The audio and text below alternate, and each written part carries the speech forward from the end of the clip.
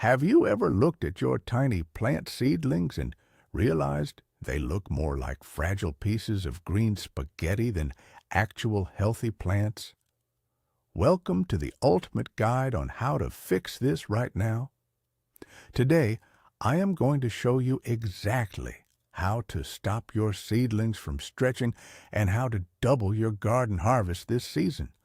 I promise you, by the end of this video, you will know the exact secrets to make your plant stems thicken up right before your very eyes.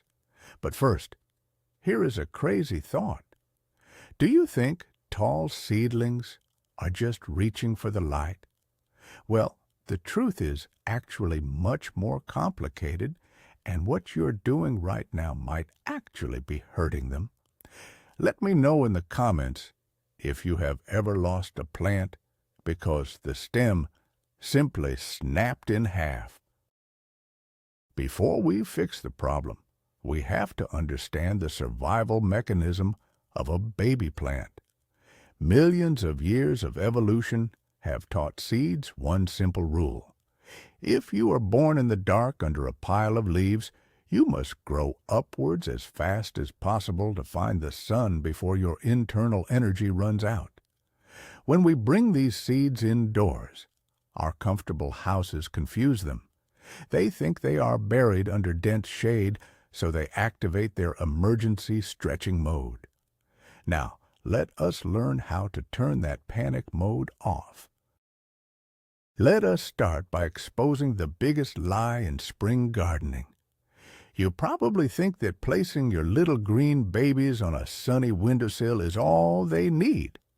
Well, I am here to debunk that massive myth right now. The truth is, window light is almost never enough. Imagine you are trapped in a dark cave and there is only a tiny crack of light far away. What do? You reach for it desperately. That is exactly what your plants are doing.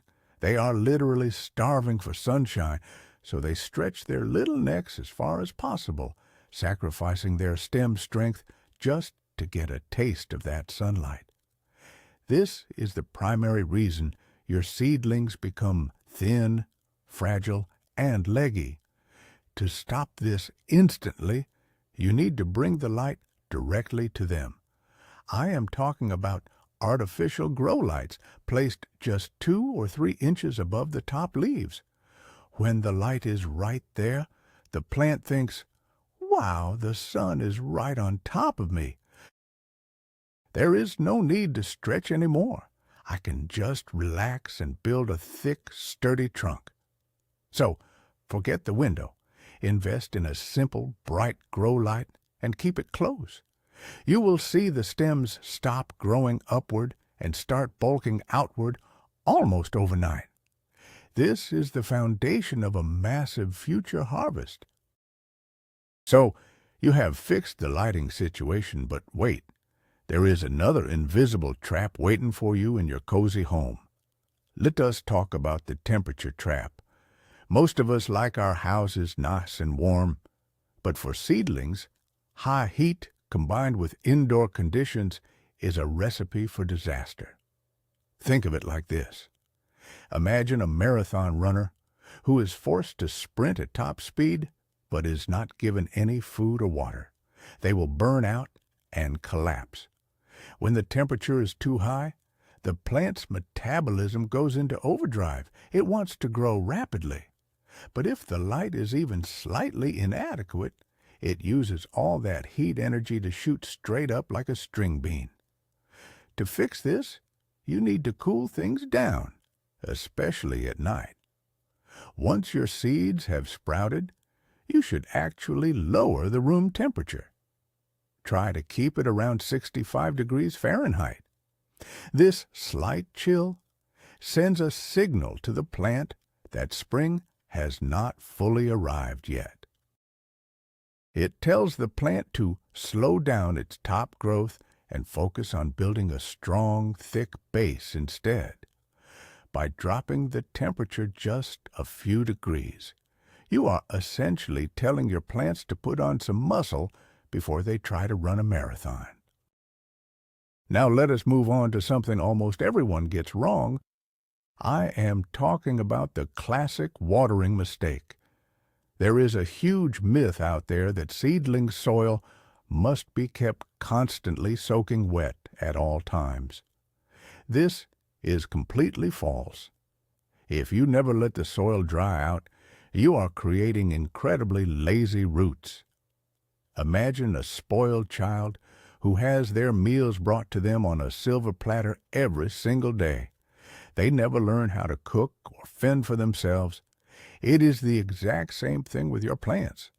If water is always right there at the surface, the roots have absolutely no reason to grow deep and strong.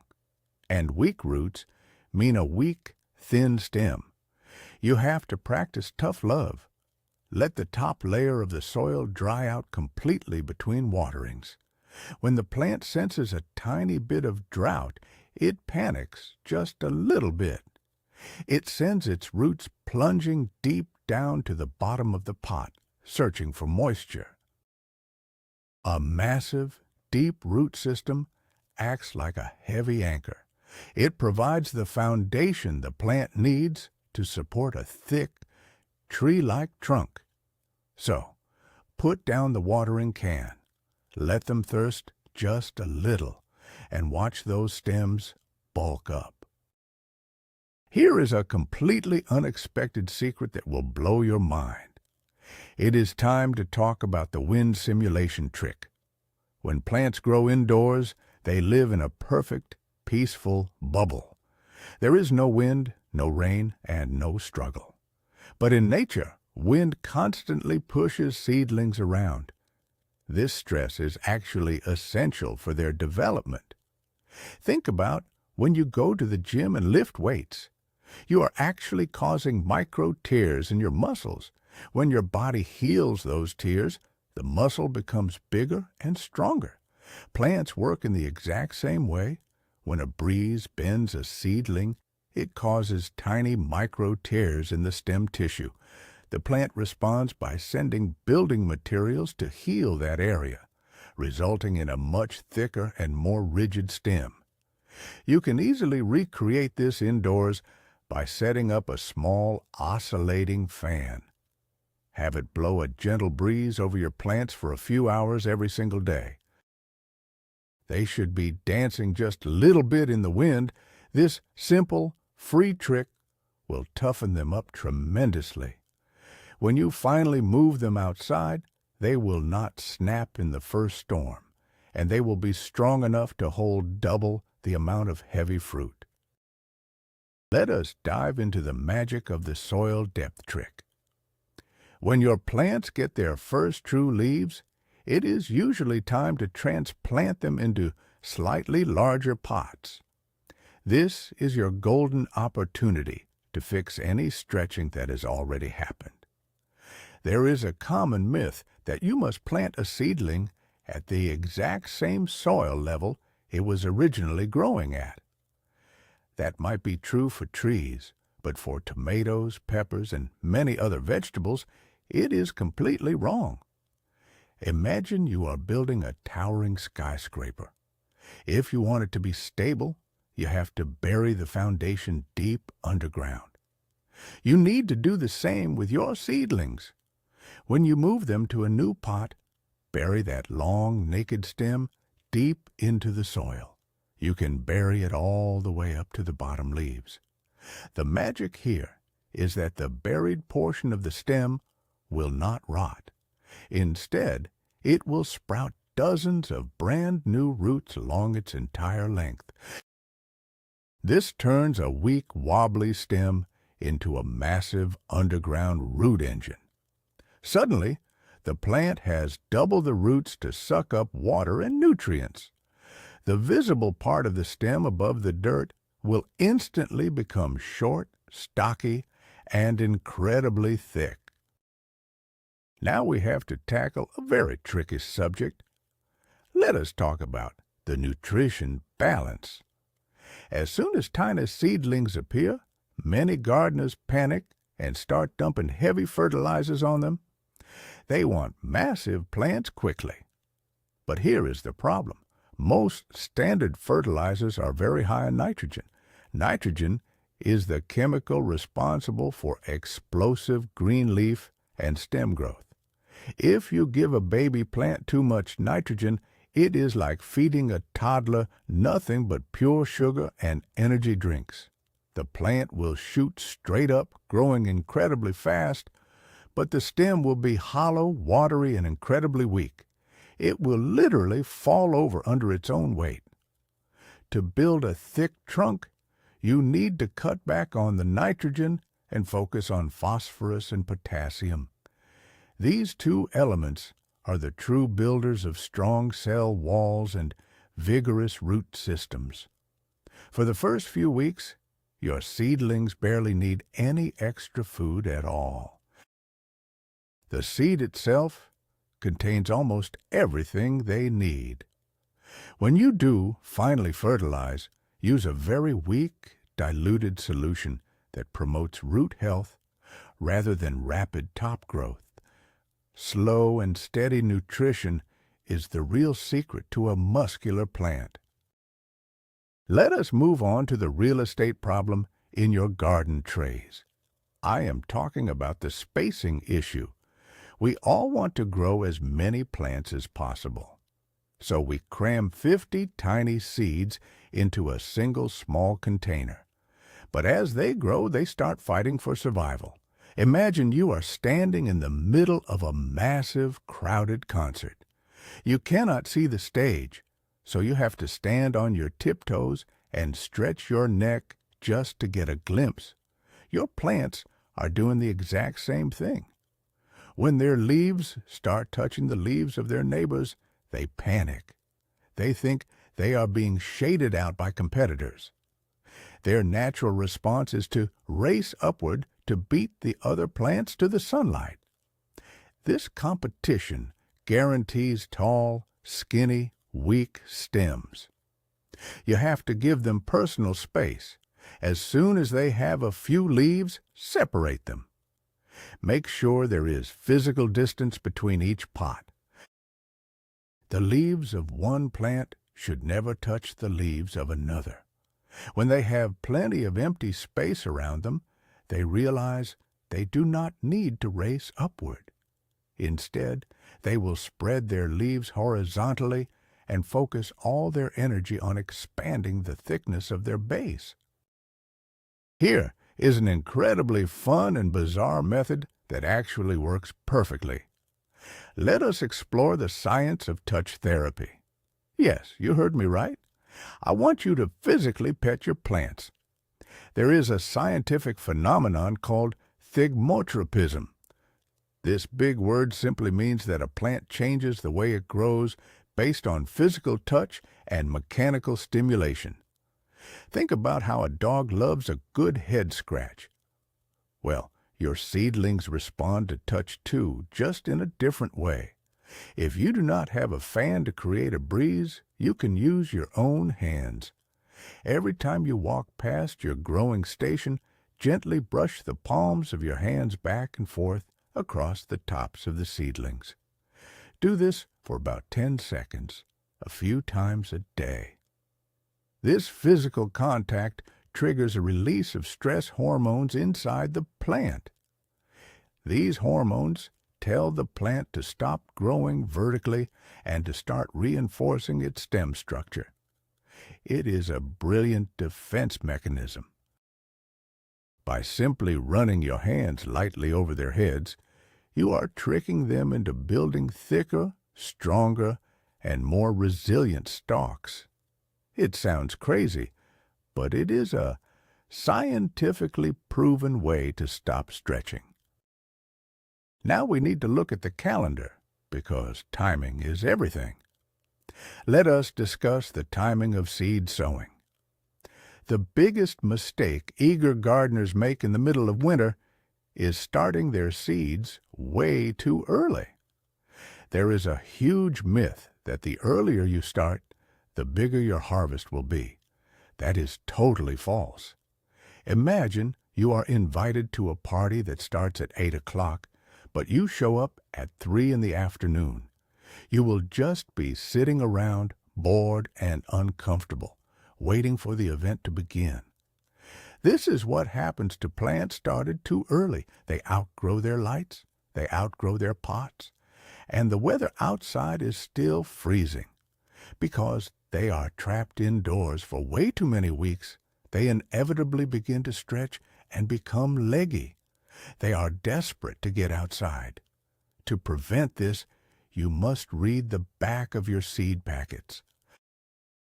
If it says, "Start seeds 6 weeks before the last frost," do not start them 10 weeks before. A younger, smaller, stocky plant that is moved outside at the perfect time will always outgrow and outproduce an older, taller, stressed-out plant that has been sitting on a windowsill for 3 months. Let us dive straight into the underground world of your plants. It is time to talk about container size. When you start seeds in tiny little cells or small plastic cups, the roots quickly hit the walls. Once they start circling the bottom, the plant becomes root-bound. Imagine trying to run a marathon while wearing shoes that are 3 sizes too small. It would be painful, and your whole body would suffer. When a plant senses that its roots have nowhere left to go, it goes into panic mode. It thinks its life cycle is being cut short. So it desperately shoots its stem straight upward, trying to produce a flower and a seed before it dies. This sudden vertical stretching ruins your chances of a heavy harvest. To stop this, you have to watch the drainage holes at the bottom of your pots. The moment you see white roots poking out, it is time to upgrade. Moving the seedling into a larger pot gives the roots fresh soil and room to expand. When the roots are happy and spreading out freely, the plant calms down. It stops the desperate vertical stretching and resumes building a solid, thick, and healthy main stem. We have to get a little bit technical now, but this is a massive game changer. Let us talk about the light spectrum. Not all light is created equal. The standard light bulbs in your living room ceiling are practically useless for growing thick seedlings. Plants read different colors of light like instructions. Imagine drinking a strong cup of coffee in the morning to wake up versus drinking chamomile tea at night to sleep. Different inputs cause different reactions. Red light encourages plants to stretch out and bloom. If your grow light has too much red spectrum, your seedlings will grow tall and spindly. On the other hand, blue light tells the plant to stay compact, grow thick, and produce dense foliage. For early seedling growth, you need bright light that is heavy in the blue spectrum. When you buy a grow light, look for the color temperature rating. You want a bulb that is rated around 5,000 to 6,500 Kelvin. This cool, bright daylight spectrum is the ultimate secret weapon. It suppresses the stretching hormone and forces the plant to bulk up its trunk. Getting the right color of light is just as important as getting enough light. But what if it is already too late? What if your plants look like wet noodles right now? Do not panic. Let us start the rescue operation. Even the longest, skinniest seedling can be saved and turned into a monster producer. I am going to share the deep trench method with you. If your tomato plant is ridiculously tall, do not try to dig a hole straight down. The soil down deep might be too cold. Instead, dig a long, shallow trench horizontally in your garden bed. Gently lay the tall seedling down on its side right in the trench. Carefully bend just the very top leaves upward so they stick out of the dirt, and bury the entire length of the naked stem under the soil. Think of it like resetting a broken bone so it heals stronger than ever before. That long, weak stem will now transform into a massive, horizontal root system just under the warm surface of the soil. The tiny top part that is sticking out will quickly straighten up towards the sun, because it now has a huge network of underground roots feeding it. The new stem that grows will be incredibly thick and powerful. You have officially turned a huge mistake into a massive advantage for a doubled harvest. And there you have it. The most critical turning point in your garden is realizing that treating your plants too gently is exactly what makes them weak. A little bit of stress, the right breeze, a slight chill, and drying out the soil are the shocking secrets that force your plants to become absolutely massive. By applying these methods, you are building an unstoppable root system and a trunk that can support twice as many vegetables. Thank you so much for watching. If this video saved your seedlings, please hit that subscribe button, leave a big thumbs up, and share this with a fellow gardener. Now, I have a question for you. Which of these tricks surprised you the most? And what are you growing in your garden this year? Let us talk about it in the comments below.